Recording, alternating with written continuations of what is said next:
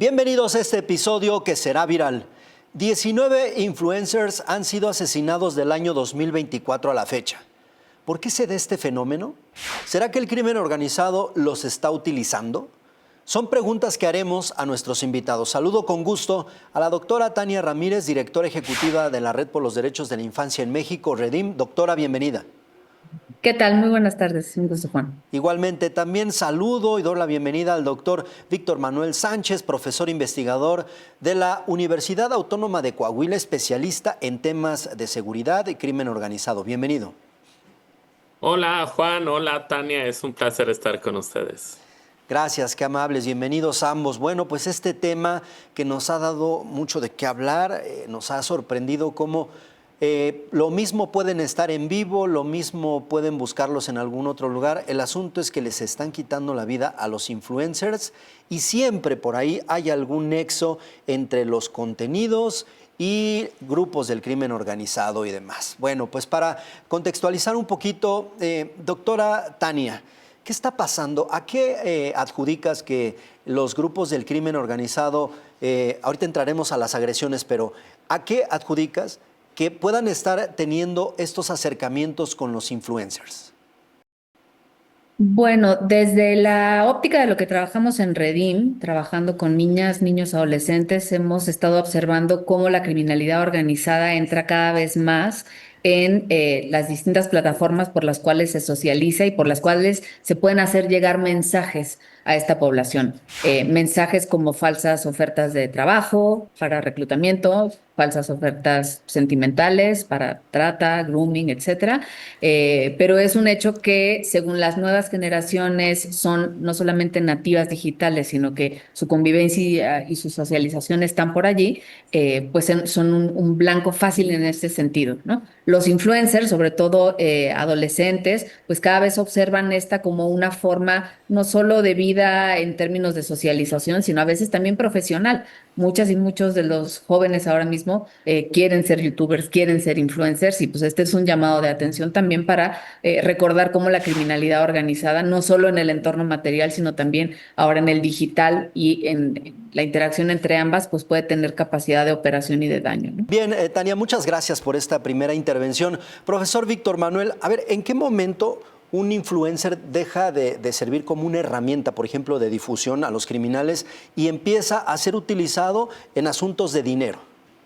Bueno, es que son dos procesos paralelos, o sea, es decir, lo mismo hay influencers que son buscados por organizaciones criminales para difundir mensajes a favor de ellos o en contra de organizaciones rivales, pero también existen esquemas de lavado de dinero, o sea, es decir, estos acercamientos se dan por las dos vías, a veces se dan al mismo tiempo, es decir, quien cumple una función a veces cumple otra, o hay quien en exclusiva solo sirve a mensajes de difusión o a esquemas de lavado de dinero, o puede ser escalonado, es decir, primero uno y de eso pasa a lo siguiente. Bien, profesor, gracias. Ahorita entraremos a detalle para saber cómo se da este lavado de dinero. No sé si inyectan el dinero a las plataformas, en fin, ya nos explicarás. Hemos visto algunas publicaciones en ese sentido. Mientras tanto, doctora Tania, a ver, evidentemente habrá quien nos esté viendo y diga, bueno, pues es que los influencers pues igual y les gusta y terminan metiéndose en ese asunto por su gusto, pero no necesariamente, no sé si haya casos, reportes y demás en donde sean forzados tal cual, reclutados para poder hacer esto de lo que estamos hablando. En Redim en este momento no contamos con esa evidencia. Sería muy interesante que la autoridad, como efecto de las investigaciones que tienen que correr a través de estos ilícitos, sobre todo cuando se materializa algún homicidio, pues pudiera ser parte del rastreo, ¿no? Yo quiero pensar que la Policía Cibernética, por poner un ejemplo, o la Secretaría de Seguridad Ciudadana, están detrás de estas investigaciones porque es encontrando ese modus operandi un poco los contextos, ¿no? Que se analizan de manera más amplia, que se puede también tener respuestas pues más integrales y más estratégicas. Pero respecto de la participación de niñas, niños, adolescentes en redes sociales, pues es un buen momento porque como sabemos ahora mismo en nuestro país se está discutiendo el uso de estas plataformas, a partir de qué edades se deberían de tener redes sociales, etcétera. Entonces, pues es un entorno en el que ya vamos tarde, pero es una buena oportunidad para ampliar a ese diálogo en beneficio de las generaciones de chicas y chicos. Sí, porque la preocupación puede llegar a cualquier hogar. A ver, yo tengo un hijo que a lo mejor empieza a generar contenido, yo ni enterado si él ya es famoso o no es famoso, pero ya está en la lupa posiblemente de quienes lo pudieran reclutar o jalar para hacer cosas malas en referencia al crimen organizado. A ver, ahorita aterrizaremos de nuevo en esto. Víctor Manuel Sánchez, ¿cómo se da este lavado de dinero entre el crimen organizado y los influencers? Es decir, inyectan dinero a las propias plataformas. ¿Cómo se da esto? Sí, a ver, hay muchos esquemas, pero para simplificarlo, el más común es a través de las transmisiones en vivo. Es decir, en YouTube, en Twitch, en Kick, en TikTok, monetizas a través de transmisiones, pero no solo por el número de personas que están viendo las mismas, sino que muchas de estas plataformas permiten hacer donaciones. Entonces, una organización criminal que tenga una cantidad de dinero que pretende lavar, eh, hace una serie de perfiles falsos, en transmisiones en vivo hacen donaciones en pequeñas cantidades, el influencer lo recopila en su cuenta y hay un acuerdo previo entre el influencer y la organización criminal de cuánto le toca en porcentaje a cada quien. O sea, es decir, no sé si se inyectan 50,000 pesos en una sola transmisión, pues quizá al influencer le toque el 20%, es decir, 10,000, y los 40,000 restantes a la organización criminal. Eso en varias ocasiones para cada creador de contenido y por muchos creadores de contenido a la vez, lo cual permite lavar importantes cantidades de recursos. ¿Y cómo se justifican? Pues a través de donaciones que supuestamente hacen los seguidores de esta persona. Digo, ese es el más común, aunque hay muchas otras variantes y esquemas dependiendo de la monetización de cada plataforma. Gracias, qué interesante. A ver si ahorita podemos abordar otro. Por lo pronto, doctora Tania, a ver, al final las redes sociales se han convertido en una especie de campo de batalla también para los criminales y hasta ahí dice uno, bueno, pues que hagan y deshagan entre ellos. El problema es cuando se pone en riesgo a la juventud mexicana, a los adolescentes, a los creadores de contenido, tal cual. ¿Qué observas en ese sentido? ¿Están blindadas las redes? ¿Está haciendo algo la autoridad en nuestro país para monitorear, para patrullar tal cual la red y de alguna manera frenar que este campo de batalla de criminales afecte a usuarios que no tienen nada que ver?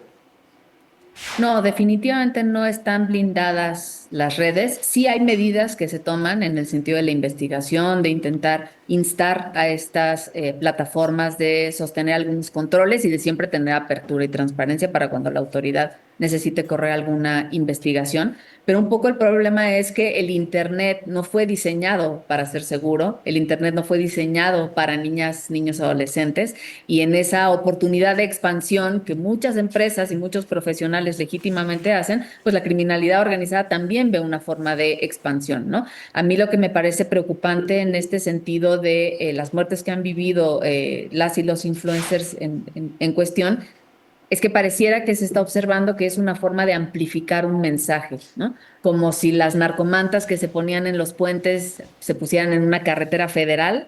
Lo masivo de este mensaje ya no es tanto en el sentido del territorio físico, sino del territorio digital. Y en ese sentido, pues sí, esta pugna de la que hablabas, Juan, pareciera que es una más de las expresiones del control del territorio. Solo que ahora el territorio es el territorio digital, ¿no? El entorno digital es también un territorio en disputa. Un campo de batalla digital. En fin, doctor Víctor Manuel Sánchez, ¿qué otra forma de lavar dinero tienen los criminales a través de los influencers, aparte de este asunto de las donaciones? Bueno, digo, hay muchísimas, o sea, es decir, por ejemplo, otro esquema es que le prometen al creador de contenido un incremento en su número de vistas, número de seguidores, número de likes promedios en las publicaciones, y se utilizan granjas de bots precisamente para elevar la visibilidad y obviamente la monetización que viene aparejada, también pues lleva un porcentaje la organización criminal. O otro esquema es que hay una serie de creadores de contenido que hacen ventas por internet, o sea, promocionan determinados productos y no necesariamente las ventas tienen que ser reales. Muchas ventas pueden ser simuladas, lo cual pues precisamente lleva a esquemas de lavado de dinero, que es, digamos, lo mismo que pasaría en un ámbito físico, o sea, donde una organización criminal instala, por ejemplo, un restaurante, una gasolinera, alguna tienda, y en lugar de reportar las ventas reales, reporta ventas 4, 5, 10 veces mayor. Lo cual complica, entiendo, pues el darle seguimiento a la ruta del dinero, de dónde sale, sobre todo porque pues es un asunto meramente digital, ¿no? Y siempre los delincuentes van 2 o 3 pasos a veces adelante de las propias policías cibernéticas y demás. En fin, doctora Tania, a ver, todo esto va de la mano con la narcocultura, y cuando se habla de regular desde un narcocorrido y cosas así, entonces viene el tema de la censura. ¿En dónde estamos parados? O sea, ¿qué se puede hacer para empezar a mitigar, frenar que los chavos sean atraídos por este asunto de la narcocultura y que les gane la tentación, una vez que ya tienen a sus seguidores y demás, que les gane la tentación de caer pues en este tipo de situaciones con el crimen organizado, ponerse como influencers al servicio de ellos?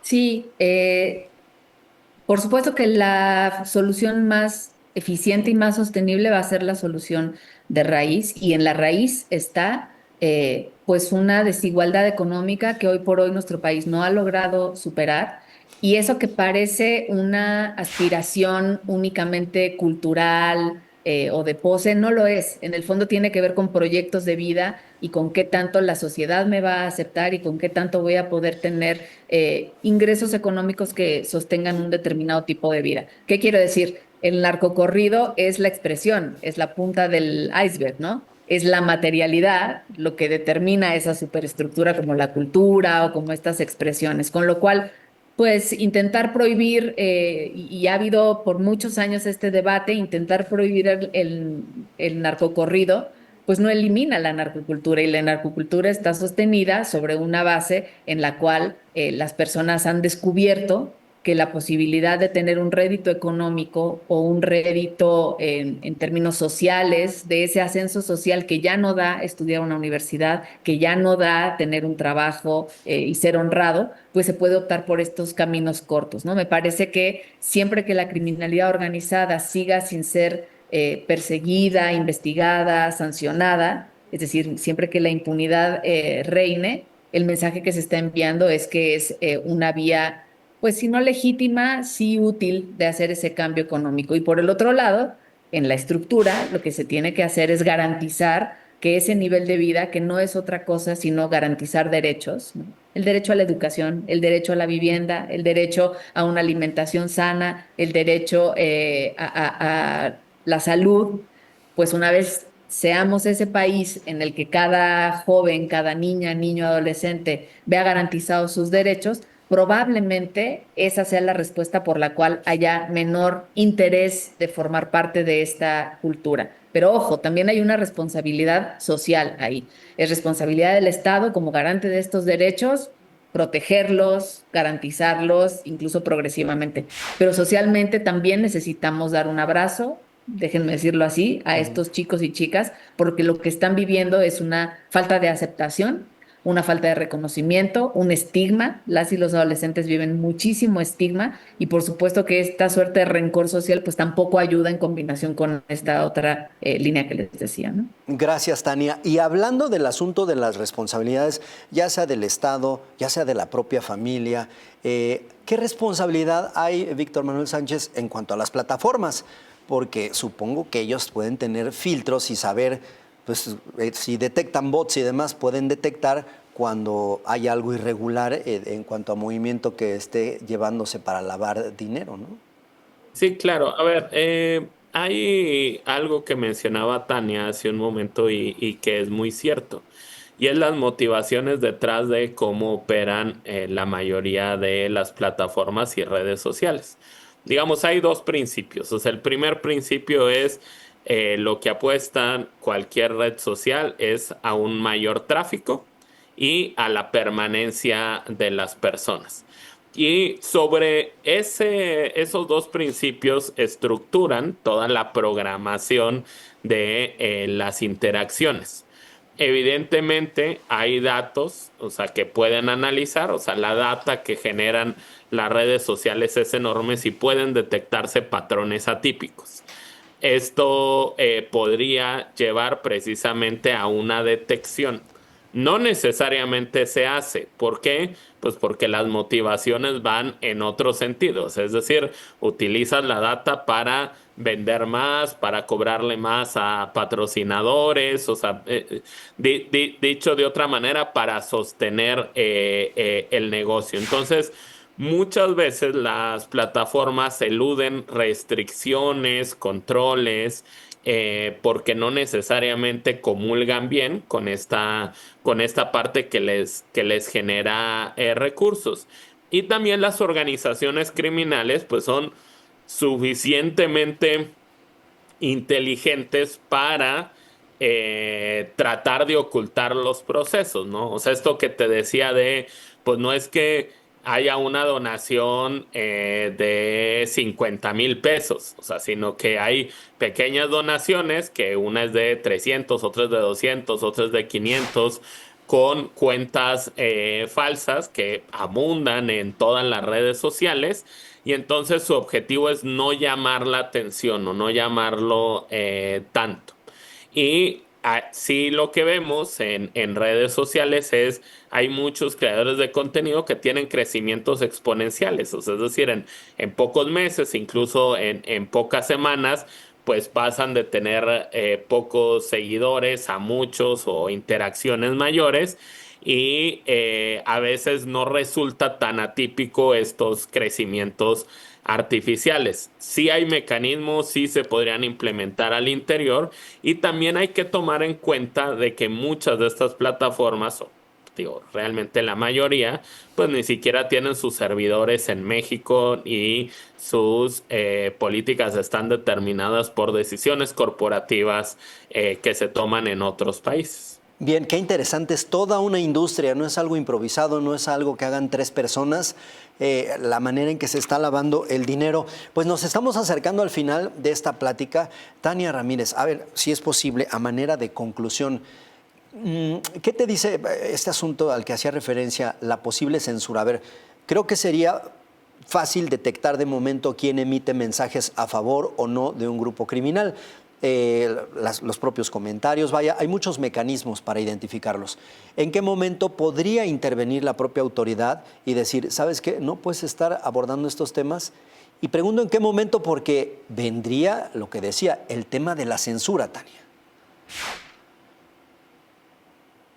Sí, me parece que por eso es precisamente tan importante que las investigaciones sean expeditas, pero también profundas y de resultados prontos, porque creo que el riesgo de pensar que determinado influencer o determinado mensaje debería de ser cortado a priori es que podrían ser medidas que impliquen censura previa, y esta es una violación a los derechos humanos que está bien establecida, que no debe suceder. Más bien lo que hay que hacer es investigar la ruta del dinero, lo que decía ahora un poco Víctor Manuel, para que no puedan constituir esto. Además hay que recordar que a veces, bueno, idealmente los influencers, las y los influencers no son solo personas que patrocinan marcas, ¿no? Sino que a veces también representan corrientes de pensamiento, corrientes de opinión, cuyo único motivo de censura tendría que ser precisamente cuando hay discursos de odio, cuando hay discursos que incitan a la violencia, cuando hay discursos que incitan a la agresión. De otra forma, limitar esa expresión no sería lo correcto, más bien lo que hay que limitar es el flujo de información, el flujo de dineros, el flujo de extorsión detrás de estas redes, y seguir construyendo, y con esto puedo concluir, Juan, seguir construyendo un entorno seguro un clic protegido, que es el pacto que en Redim estamos llamando a que se construya para que el Internet, las redes sociales y las distintas plataformas en las cuales las personas y las y los influencers se expresan resulten lo más protegidos de este tipo de actividad criminal. Bien, Tania, muchísimas gracias. Víctor Manuel Sánchez, igual a manera de conclusión, por favor, ¿qué responsabilidad hay, por ejemplo, en las familias, en las escuelas, en la parte social? ¿Qué podemos hacer pues, para empezar a mitigar esta imagen de que el influencer que derrocha dinero y demás sea algo aspiracional, no importa si está al servicio del narco y demás?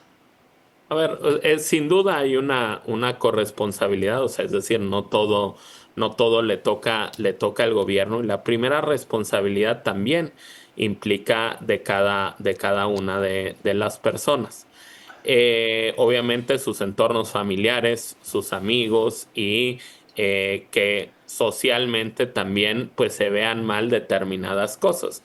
A final de cuentas, las redes sociales y el consumo de el contenido que generan los influencers, pues tiene un mercado, por así decirlo, de personas que lo están consumiendo. Y creo que es muy relevante en ese sentido que haya también campañas de información, no solo desde el gobierno, sino de medios de comunicación, o sea, y concientizar que precisamente en este patrón que encontramos de las muertes de influencers, Ujú. no en todos los casos, pero sí en la mayoría, pues hay una cercanía que se tuvo de ellos con alguna organización criminal.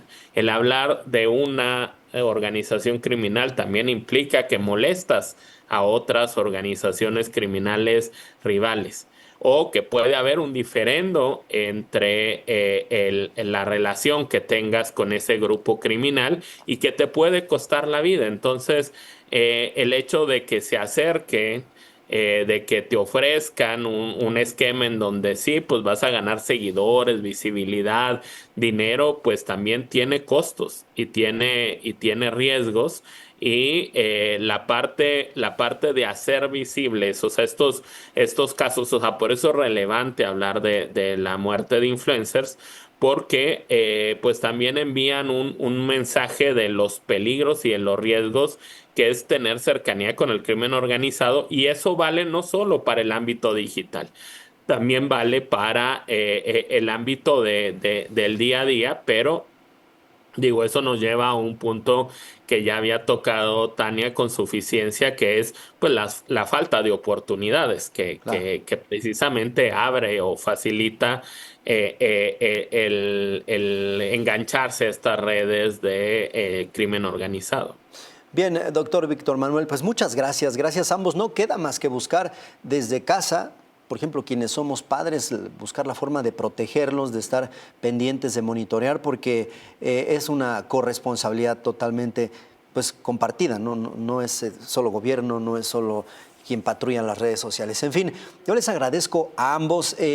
Tania, Víctor Manuel, a ver si no está muy difícil esto. Tania, en una palabra, por favor, ¿cómo definirías esto que está pasando con los influencers, pues algunos al servicio del narco, la violencia y demás? En una palabra, por favor. No, muy difícil. La naturalización y la extensión de la criminalidad ante deficiencias en el Estado de Derecho. A ver, vamos con Víctor y ahorita aterrizamos. Es que estoy buscando con dos palabras el titular para nuestro episodio de Será Viral. Víctor Manuel, ¿cómo definirías lo que ha pasado a los influencers en los últimos años? Digo, a ver, tendencia y riesgo, pero digo, es sobresimplificar mucho y a lo mejor no se entiende la profundidad del fenómeno, ¿no? Bien, riesgo podría ser, ¿no? Podría ser el riesgo, Tania, una palabra. Tendencia y riesgo. Voto a favor de lo que dijo Víctor. Perfecto. Tendencia y riesgo es donde están pisando en este terreno virtual los influencers y que lamentablemente muchos están precisamente en peligro. En fin, pues llegamos al final de este episodio que será viral. Muchas gracias a la doctora Tania Ramírez, directora ejecutiva de la Red por los Derechos de la Infancia en México, Redim. Gracias, Tania. Gracias a ustedes también por el diálogo. Gracias. También agradezco al doctor Víctor Manuel Sánchez, profesor investigador de la Universidad Autónoma de Coahuila, especialista en temas de crimen organizado y seguridad. Gracias, profesor. Fue todo un placer, Juan, Tania. Muy buena tarde. Gracias a ambos, qué amables, les mando un abrazo, pero sobre todo gracias a ustedes por haberse quedado hasta el final de este episodio que sin duda será viral. ¿Qué les parece lo que está pasando a los influencers? Han matado a varios en los últimos años, se lava dinero a través de sus cuentas, los buscan para posicionar mensajes, pero también para inyectar dinero y estar lavando el dinero mal habido del crimen organizado. Ojalá que puedan dejarnos un comentario, que me digan qué piensan de esto, pero sobre todo, ojalá que puedan compartir el próximo episodio que sin duda será viral. Yo soy Juan Rivas, pásenla bien por favor.